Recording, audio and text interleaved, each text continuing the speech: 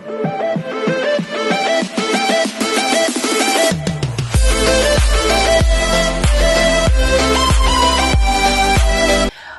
this is Kijimo Vlog, si Filipino actor based here in Saudi Arabia, and welcome back to my channel. Agad-agad gawa natin reaction video.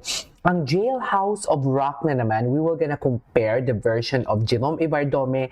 Iko-compare ba natin? Oo, iko-compare natin, pero hindi tayo magdi-distinguish kung who's sang it better. Kasi ayoko naman magkagalitan in whatsoever. So kayo na ang mag-decide, i-comment nyo na dyan sa baba kung sino ang mas magandang kumanta sa kanilang dalawa. So this is by Riff and Raps, Jailhouse of Rock, which is an Elvis Presley cover live session, and also with kay Jerome Ivardome din naman. Itong video na to is came from if I'm not mistaken, the Santa Clones Are Coming to Town ng Eat Bulaga.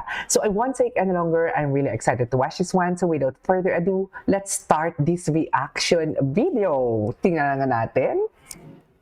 Wait.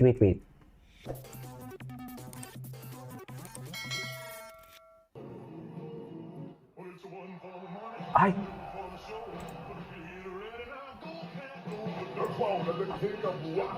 Okay.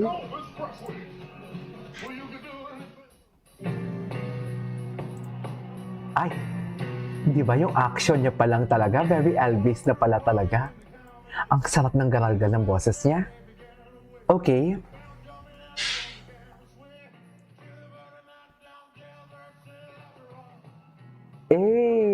Okay. Ganun ba talaga dapat, ma'am? Total performer talaga siya.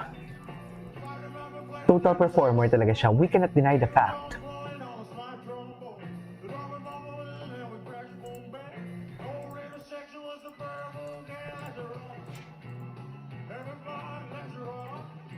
Okay.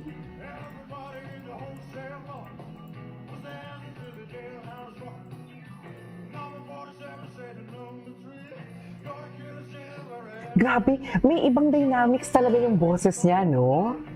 Dito, ito atang kantan to na nasabi ko talaga na parang, bakit siya nagwawala? Charis. Di ba? Masasabi mo talaga na, bakit siya nagwawala, mami? Bakit ganon?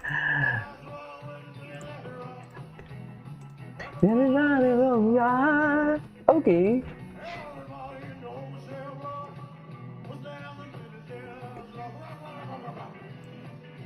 Di ba? Nagwawala talaga siya.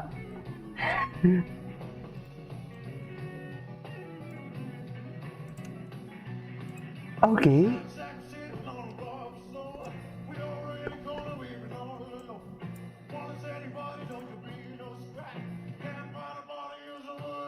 There's the rock.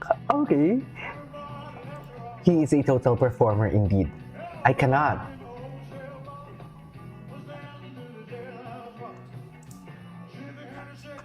Yung gusto ko talaga yung part ng gumaganon siya. Gusto ko yun.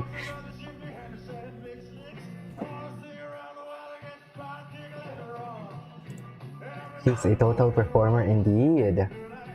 Okay. Tsaka, malalaman mo din ito ha, isa sa mga kriteria ko, if ever man na kung magdi-distinguish ako kung magaling siya o hindi, kung malalaman mong ano yung totoo niyang boses. Kasi this is not the true voice of Jerome Ivardome. Diba?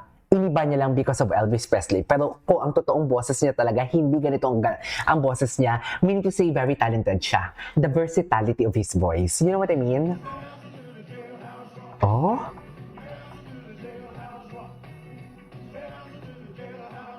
Ganun ba talaga dapat, ma'am?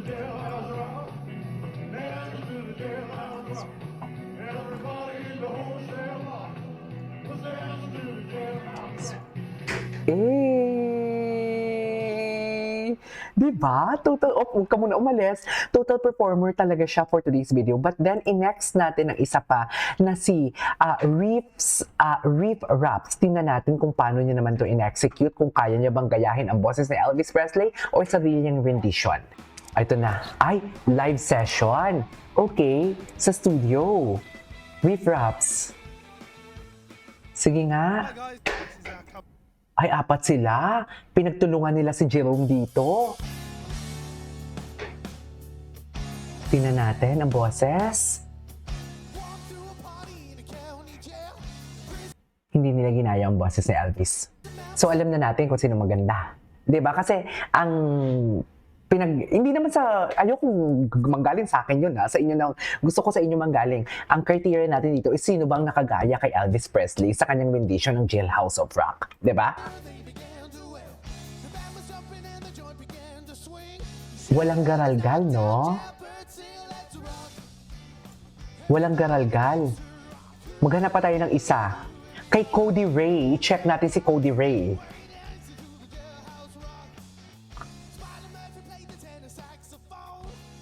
Maganda ang boses, pero what I'm trying to say is kung sino yung gaya kay Elvis Presley. Okay?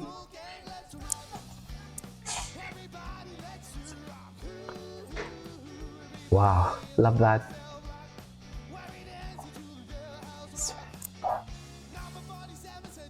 Grabe din yung power, yung vocal prowess.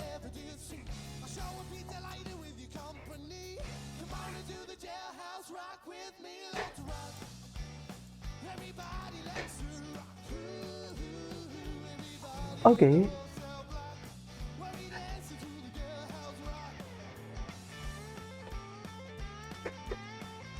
The finger style is giving. Okay.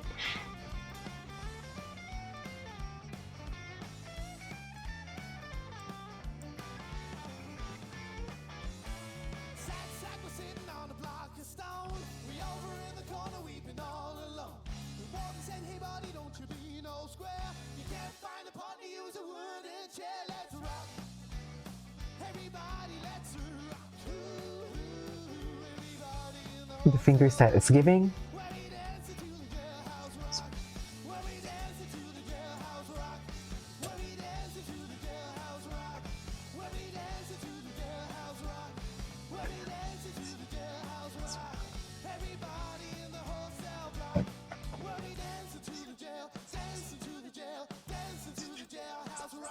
Okay. Okay. Hindi niya ginaya ang boses. Hindi nila ginaya ang boses. Hindi sila naging clones ni Elvis Presley. So, proceed tayo kay Cody naman na version. Tingnan natin. So, this is Cody. Ay, eto talaga.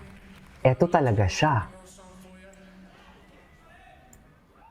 Tingnan natin si Cody. First time ko itong marinig.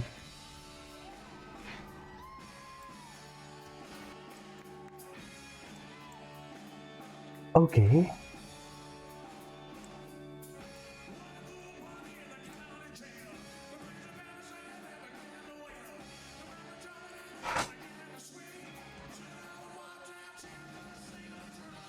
Ooh, may garalgal.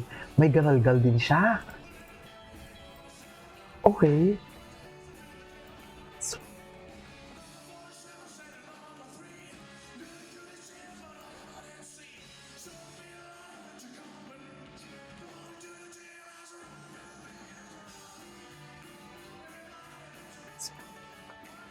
Okay.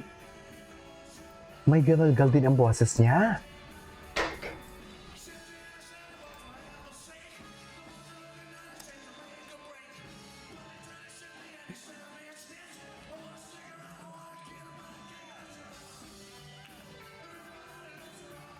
May garalgal din yung boses niya.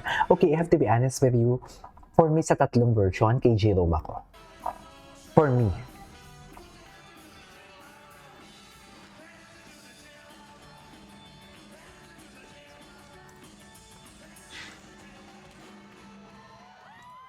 Kay Jerome ako. For me, hindi pa siya tapos, ma'am.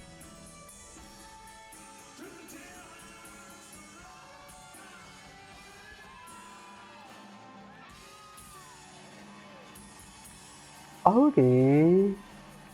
Anyways, there you go guys. Ito for today's video. Who sang it better? May idea ba kayo? Ako kay Jerome ako. Sa iyo, paka-comment naman ako. Huwag bias yung totoo lang tayo. First ko si Jerome, second si Cody, third si Rips Raps. This is Kiki Vlogs and see you in my next vlog. Bye!